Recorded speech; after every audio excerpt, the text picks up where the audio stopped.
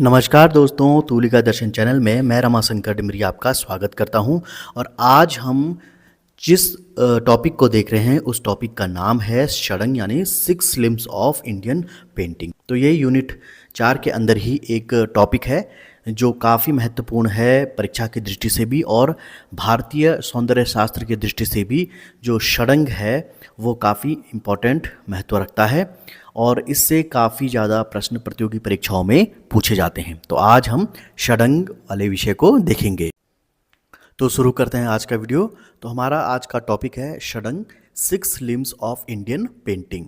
तो देखिए, जब भी हम षडंग को पढ़ते हैं या षडंग पर चर्चा करते हैं तो एक श्लोक हमें बार बार पुस्तकों में मिलता है। रूप भेदा प्रमाणानि भावलावण्योजनम श्रादश वर्णिकाभंग इति चित्र षडंगम।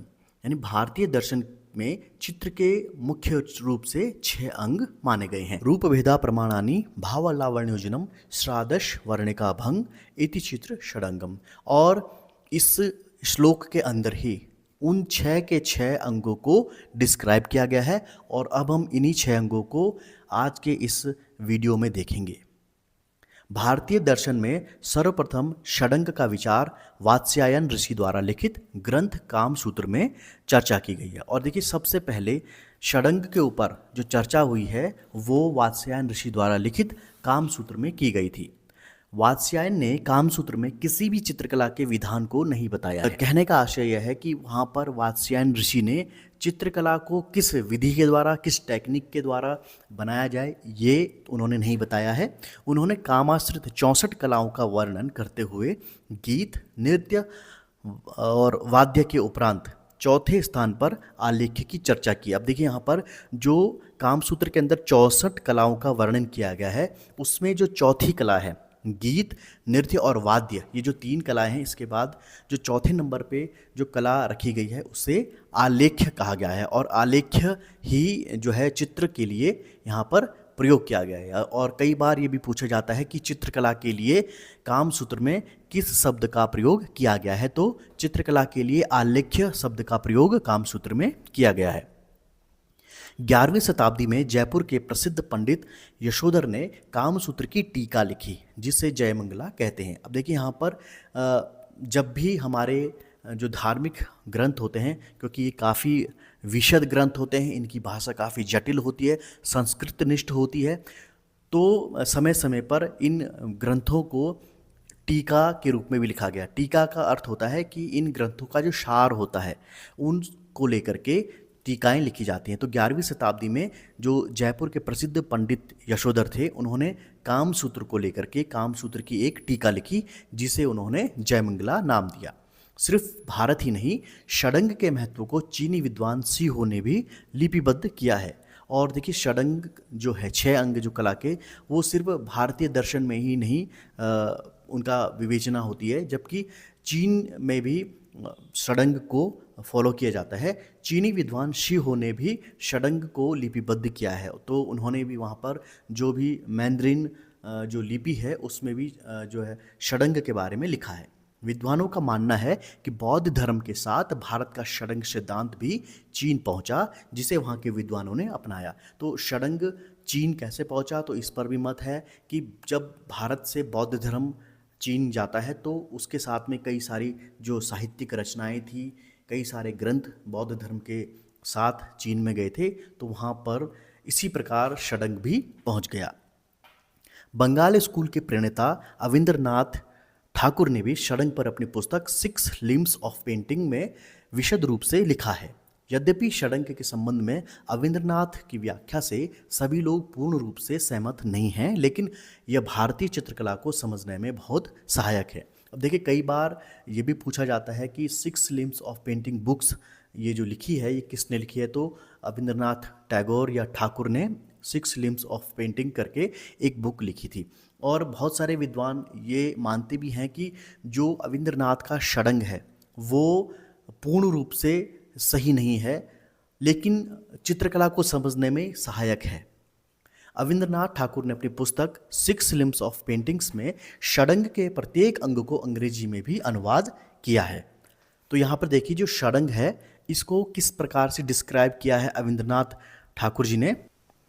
तो देखिए यहाँ पर जो पहला अंग है रूप भेद, रूप भेद के लिए कहा गया है नॉलेज ऑफ अपीयरेंस, यानी कि जब भी हम किसी के साक्षात दर्शन करते हैं तो उसको रूप के माध्यम से ही देखा जाता है, और रूप का जो साक्षात्कार होता है वो नेत्रों के द्वारा होता है। दूसरा अंग है प्रमाणानि, correct perception measures and structure of forms, यानी कि किसी भी जब भी हम किसी वस्तु को देखते हैं या किसी सजीव को देखते हैं या निर्जीव को देखते हैं तो सबसे पहले हमारे जो नेत्रों के द्वारा उसके रूप को देखा जाता है, फिर उस रूप के आकार को देखा जाता है, उसके माप को देखा जाता है, उसकी संरचना को देखा जाता है।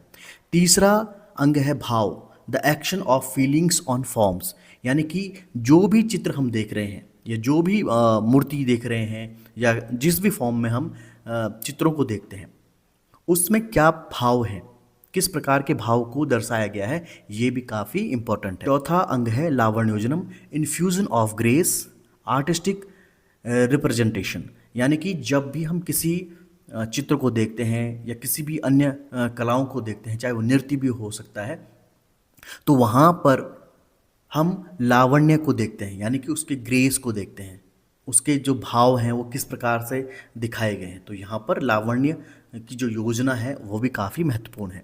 सादृश्य ये पांचवा अंग है, सिमुलेटेड्स, यानी कि जो जैसा दिखता है वो किस प्रकार से दिखाया जा रहा है। छठा अंग है वर्णिका भंग, artistic manners in using brush and colours, यानी कि जब भी कोई चित्रकार तूलिका और वर्ण यानी रंगों का प्रयोग करता है और उस चित्र में प्राण डालता है, वहाँ पर वर्णिका भंग जो तत्व है वो अपना कार्य करता है। अब देखिए इन षडंग को हम डीपली समझते हैं, तो सबसे पहले देखते हैं रूप भेद को, नॉलेज ऑफ अपीयरेंस। अविंद्रनाथ ठाकुर ने अन्य 5 अंगों को माला के दाने व रूप को सुमेरु माना है।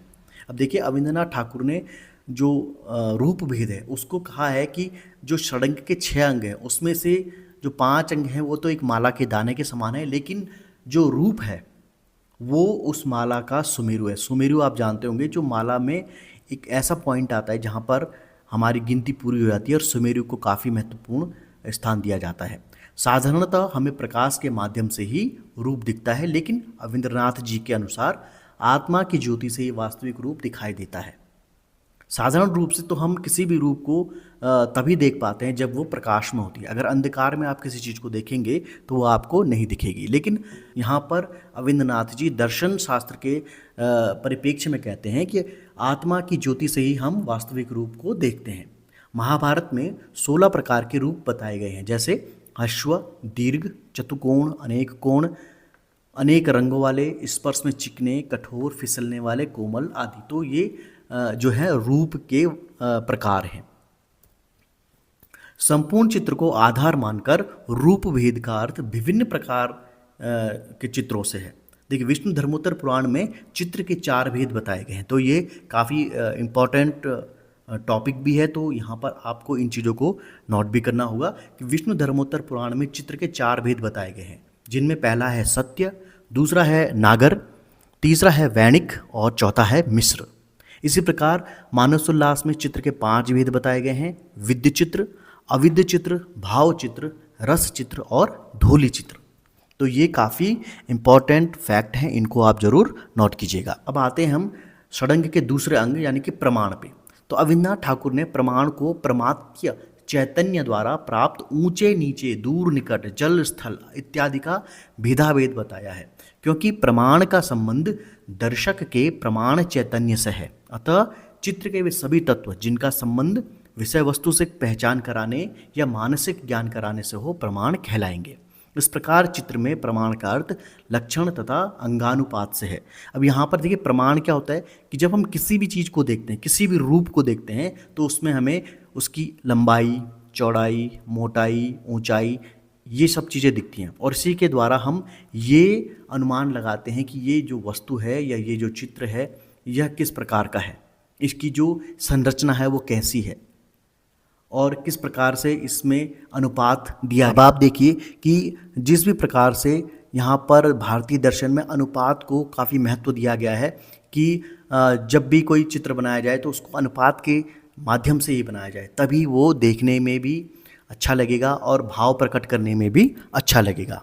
उदाहरण के लिए ऋषि को जटाजूट के साथ, रात्रि को चंद्र तारों के साथ चित्रित किया जाता है। भारतीय शास्त्रों में मानव शरीर के लिए भी प्रमाण निश्चित किए गए हैं।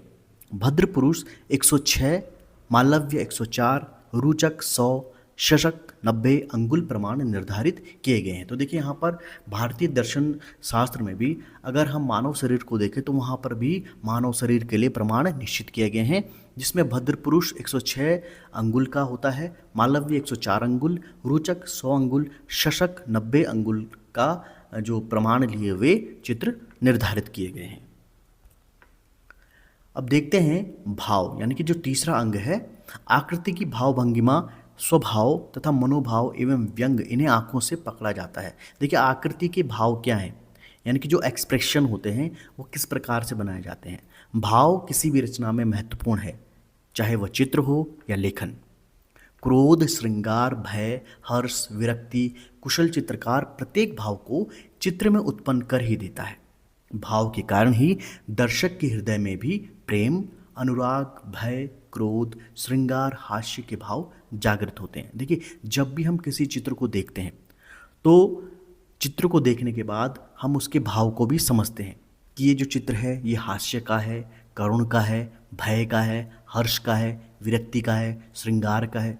तो ये तभी दर्शक को पता चलता है जब चित्रकार भाव प्रकट करने में कुशल हो, क्योंकि भाव जब तक पता नहीं चलेगा तब तक चित्रकार उस चित्र के साथ कनेक्ट नहीं हो पाएगा। तो भाव काफ़ी महत्वपूर्ण योगदान देते हैं चित्र को आकर्षक बनाने में। अब देखिए यहाँ पर जो भाव हैं वो किस रस को उत्पन्न करते हैं ये भी हम देख लेते हैं।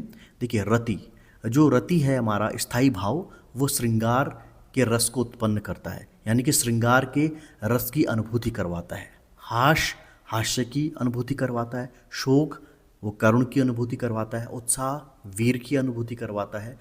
क्रोध जो है वो रौद्र रस की अनुभूति करवाता है। भय भयानक रस की अनुभूति करवाता है। जुगुप्सा विभत्स रस की अनुभूति करवाते हैं।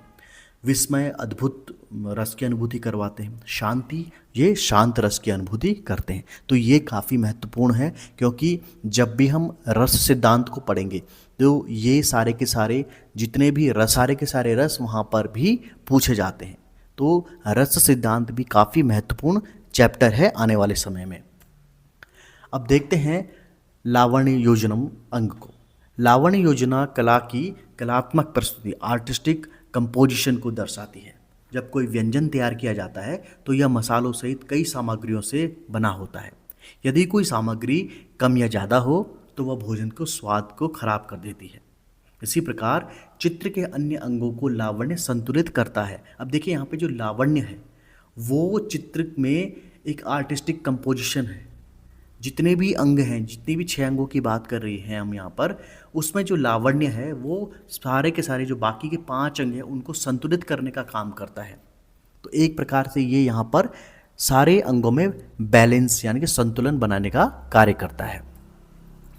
अब बात करते हैं सादृश्य। सादृश्य का अर्थ क्या होता है? सादृश्य यानी कि वस्तु जैसे दिखती है अथवा जैसी वह मनुष्य को दिखाई देती है। यथार्थवाद के उद्गम का स्रोत भी सादृश्य ही है। तो देखिए सादृश्य यानी कि जैसा वस्तु दिखती है या जैसा मनुष्य को वह दिखाई देती है। तो यथार्थवाद में भी इसी चीज़ की बात की गई थी। तो यथार्थवाद के उद्गम का स्रोत भी सादृश्य को माना जाता है। अविंद्रनाथ ठाकुर जी ने सादृश्य की व्याख्या इस प्रकार की है। सादृश्य भाव इति सादृश्य, एक का भाव जब दूसरे का उद्रेक कर रहा है तभी सादृश्य होगा। यानी कि जिस चीज़ को देख करके हमें हमारे मन में जब भाव उभरते हैं उसी को हम सादृश्य कहते हैं।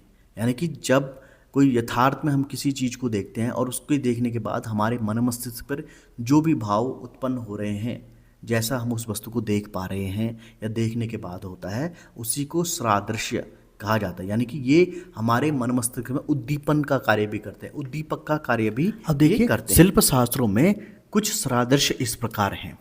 मुखाकृति अंडाकार गोल होनी चाहिए। यानी कि जब भी हम चित्रों को बनाते हैं तो भारतीय दर्शन में हमने बहुत सारी उपमाएं ली हैं कि मुखाकृति हमारी अंडाकार और गोल होगी, जो ललाट होगी वो धनुषाकार होगी, भौहें पुरुषों में निम्ब पत्र की और स्त्रियों में धनुषाकार होंगी, चिबूक यानी कि जो हमारी चिन्ह होती है आम की गुठली के समान होगी, जंघा कंदली दल के समान यानी कि जो केले का पेड़ होता है उसके जो तने होते हैं उसके अनुसार हमारी यहाँ जंघा यानी कि थाई बनाई जाती है, घुटने केकड़े के समान, हाथ पल्लव तथा कमल के समान, कंधे हाथी के मस्तक के समान। तो ये हमारे यहाँ कुछ उपमाएं ली गई हैं। तो इसी को हम यहाँ पर सादृश्य कहा गया यानी कि उसके जैसे दिखने वाली। तो कई बार ये साहित्य में भी होती है, साहित्य में भी कई बार इस तरीके से जैसे मृगनयनी शब्द का प्रयोग किया जाता है कि जिसके हिरण के समान नयन है। तो ये यहाँ पर भी लेखक जो है सादृश्य का प्रयोग कर रहा है। अब आते हैं वर्णिका भंग वाले अंग पे। वर्ण चित्र का प्राण है यानी कि रंग क्या होता है, चित्र का प्राण होता है। अगर हम किसी भी चित्र को बिना रंगों के देखें तो वो उतना इफ़ेक्टिव हमारे दिमाग पर प्रभाव नहीं डालेगा, उतना वो इफ़ेक्टिव नहीं होता है जितना कि एक रंगीन चित्र होता है। इसीलिए वर्ण को चित्र का प्राण कहा जाता है। चित्र में सबसे पहले दर्शक का ध्यान वर्ण ही खींचते हैं। मानवोल्लास में चित्रकार को वर्ण पूर्ण दक्ष होना आवश्यक माना गया है। षडंग के संदर्भ में वर्णिका का अर्थ वर्ण तथा उसका उचित प्रयोग माना गया है। विष्णु धर्मोत्तर पुराण के अनुसार चित्र की छवि श्याम तथा गौर वर्ण की होनी चाहिए। इसका अर्थ रंगों के मान से है। अब देखिए यहाँ पर कई सारे ग्रंथों में कई सारी विशद व्याख्याएं जो वर्णिका के लिए आई है, वर्णिका भंग के लिए आई है। तो देखिए मानवोल्लास में कहा गया है कि चित्रकार को वर्ण पूर्ण दक्ष होना चाहिए यानी कि उसको जो कलर कॉम्बिनेशन का ज्ञान होना चाहिए। जब भी वो कोई भी चित्र बनाए तो उसमें जो भी रंग इस्तेमाल करे, जिन भी वर्णों का वो इस्तेमाल करता है उसकी कॉम्बिनेशन को वो समझता हुआ जो है रंगों का इस्तेमाल करे। षडंग में जो है वर्णिका का अर्थ वर्ण का उचित प्रयोग से लिया गया है। विष्णु धर्मोत्तर पुराण के अनुसार चित्र की छवि जो है यानी कि जो चित्र की जो इमेज है श्याम तथा गौर वर्ण की होनी चाहिए। तो इसका अर्थ क्या है, रंगों के मान से यानी कि जो भी आप रंग इस्तेमाल कर रहे हैं उसमें सफ़ेद और काले का प्रयोग कैसे किया जा रहा है, यानी कि कहीं ना कहीं यहाँ पर जो है मान के बारे में बात हो रही है। वर्णिका भंग का अर्थ होता है कि आपने चित्र में किस प्रकार से रंगों का प्रयोग किया है और रंगों का प्रयोग ठीक उसी प्रकार से होना चाहिए कि दर्शक को उसके मन मस्तिष्क पर उसका अच्छा प्रभाव पड़े। क्योंकि भारतीय जो चित्रकला है उसका जो परम ध्येय है आनंद की प्राप्ति। अगर आपको किसी चित्र को देख करके आनंद नहीं मिल रहा है तो चित्रकार की जो संपूर्ण मेहनत है, जो संपूर्ण श्रम है वो व्यर्थ माना जाता है। वर्ण केवल चित्र की रंगत ही नहीं है, यह वसंत के सौरभ को, सूर्य के उत्ताप को, मेघों के गर्जन को और वर्षा की गीली मिट्टी के सौंदेपन को भी व्यंजित करती है। देखिए यहाँ पर जो रंग है उसके उपयोगों के बारे में बात की गई है कि जैसे हम जब वसंत के जो सौरभ है, वसंत के समय में किस प्रकार से प्रकृति रंगीन हो जाती है, या सूर्य के जो जब सूर्य को हम देखते हैं, सूर्य की जो किरणें जब पृथ्वी पर आती है तो एक आभा मंडल बनता है, या मेघों के गर्जन में जब मेघ आसमान में गरजते हैं तो उस समय जो काले घन होते हैं, जो काले बादल होते हैं, उसके बीच से जब गर्जना होती है तो जब जो विद्युत निकलती है वहाँ से, जो बिजली कड़कती है, उसको किस प्रकार से रंगों के द्वारा जो है व्यंजित किया जाता है। तो ये काफ़ी इम्पोर्टेंट यहाँ पर जो वर्णिका है ये महत्वपूर्ण स्थान निभाती है चित्र को प्रभावी बनाने में। चित्र की वर्ण योजना अगर सही हो तो चित्र में भावनात्मकता, ओज, लावण्य सभी संतुलित व्यवहार करते हैं। देखिए यहाँ पर जो 6 अंग हैं वो 6 के 6 अंग आपस में एक संतुलित व्यवहार पैदा करने वाले होने चाहिए। अगर चित्र में वर्ण योजना यानी कि कलर कॉम्बिनेशन सही है तो चित्र के अंदर भावनात्मकता भी आएगी, ओज भी आएगा, लावण्य भी आएगा, और ये सारे के सारे जो 6 अंग हैं ये संतुलित व्यवहार करेंगे एक दूसरे के साथ। तो आशा करता हूँ आप भारतीय चित्रकला के जो षडंग हैं, षडंग सिद्धांत हैं, उस सिद्धांत को समझ चुके होंगे और 6 अंग किस प्रकार से एक दूसरे के साथ में संतुलित व्यवहार करते हुए होने चाहिए, इस चीज़ को भी आप समझ गए होंगे। और परीक्षा की दृष्टि से जो षडंग है उसके अंदर से भी काफ़ी सारे महत्वपूर्ण प्रश्न पूछे जाते हैं। तो आप जो षडंग वाला जो टॉपिक है इसको बिल्कुल गंभीरता से लें, क्योंकि यहाँ से काफ़ी ज़्यादा प्रश्न पूछे जाते हैं। और आज के अंक का हमारा प्रश्न है, किशनगढ़ शैली के चित्रकार निहाल चंद्र अपने चित्रों के नीचे किस भाषा में अपना नाम लिखा करते थे? और विकल्प है आपके लिए फारसी, हिंदी, अंग्रेजी और उर्दू। तो आपको इस प्रश्न का जवाब कमेंट सेक्शन में देना होगा। पिछले अंक में हमने आपसे प्रश्न पूछा था, प्रसिद्ध चित्र ब्राइड टॉयलेट किस चित्रकार ने निर्मित किया है? और विकल्प दिए गए थे आपको नंदलाल बोस, के वेंकटप्पा, अनुपम सूद और अमृता शेरगिल। तो ब्राइड टॉयलेट जो चित्र बनाया था उसे बनाया था अमृता शेरगिल ने। और इस चित्र को अगर हिंदी में देखें तो कई पुस्तकों में इसे वधू का श्रृंगार भी लिखा हुआ मिलेगा। तो आप जब भी पेंटिंग्स को अपने नोट्स में लिखें तो उनके अगर आपको हिंदी में नाम मिलते हैं तो साथ ही उनके जो मूल नाम है अंग्रेजी भाषा के उनको भी आप ज़रूर नोट कीजिए। इस प्रश्न का सबसे सही जवाब दिया है मंसूर अंसारी जी ने, सुषमा जैन जी ने, कमला नेगी जी, रश्मि धनाई जी, रवि डोभाल जी, गुरुपाल धीमान जी, हिमांशु गुप्ता जी, फुरकान अहमद जी, निम्मी कनवाल जी, जगदीश रावत जी, नमित सिंह जी, विक्की कौशल जी, सिम्मी चौहान जी और आशीष कुमार जी ने। आप सबको हार्दिक शुभकामनाएं कि आपने इस प्रश्न को समझा और इसका बिल्कुल सही जवाब दिया। तो आज के अंक में हमने चित्रकला के सबसे मुख्य अंग षडंग को जाना और देखा कि किस प्रकार भारतीय दर्शन में, भारतीय चित्रकला में षडंग का अपना महत्व है और किस प्रकार इसे साहित्य में भी स्थान दिया गया है और चित्रकारों के लिए षडंग की जानकारी रखना क्यों अनिवार्य है। और प्रतियोगी परीक्षाओं की दृष्टि से भी हमने षडंग के उन तथ्यों को जाना जो प्रतियोगी परीक्षाओं में पूछे जा सकते हैं। तो ये था तुलिका दर्शन चैनल का आज का अंक। आपको आज का अंक कैसा लगा हमें कमेंट करके ज़रूर बताइएगा। और जो भी प्रश्न हम यहाँ से पूछते हैं उसको आप ज़रूर अटेम्प्ट करने की कोशिश कीजिएगा। अगर आप हमारे साथ में नए जुड़े हैं तो हमारे चैनल को सब्सक्राइब करना ना भूलिएगा। वीडियो अच्छा लगता है तो उसको शेयर करना ना भूलिए और लाइक ज़रूर कीजिएगा। तो आज के अंक में इतना ही, मिलते हैं अगले अंक में। तब तक के लिए दीजिए मुझे इजाज़त। नमस्कार।